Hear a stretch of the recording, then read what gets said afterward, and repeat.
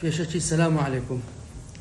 ئەمن وەزنم زۆر زیاد بوو، چەندی نوعی پارێزیم کرد، ئیسفادەم لێ نەکرد.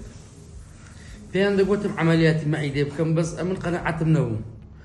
بەس کە تەماشای ڤیدیۆکانی تون کرد و چەند کەسێک شم دیت ئەو عەمەلیاتەی کردی و زۆری ئیسفادە کردیا، بڕیارم دا بیکەم. ئێستا 8مین ڕۆژە هاتی بە داوم دەرینایە 14 کیلۆ دابەزیمە. ئەگەر 4 مانگم ڕیاضە بکردا بە پارێزی بکردا بە 14 کیلۆ دابەزیم. ئێشیشی هەر 3-4 ڕۆژی یەکەمی ئێشی هەیە. یعنی ئەگەر قیچێک پارێزی لە خواردن لە بڵێن ئاو شیرەکەی بخۆی کە بیدایەتی کە ڕێنمایی دەدەی، نەڕشایمەوە، نە ئێشم زیادی کردی. الحەمدوللا ڕۆژ لە ڕۆژ باشتر بوومە.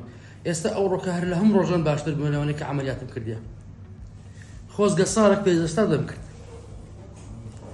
لە لاپەستوور بوونم مایە، نە ئێشم مایە، دەتوانم بە پێیان بڕۆم. ئەو جێی نەمتوانێت 2 ساڵ پێش ئێستەمانی برایەکم لە خوار ماری خۆمە، وەڵڵاهی 2 ساڵیش دەبی نەمتوانێت بە پێیان بچمەوێ. ئێستاەوە 8مین ڕۆژە لۆ هەر زۆر بە ئاسانی دەست بوو دەگەڕێمەوە. حەزب سبەنە هەر دەستم کوونێژی دەکەم، جارێ فەڕەش 5 دقەی لێت دەم سا دەورێ مارێ.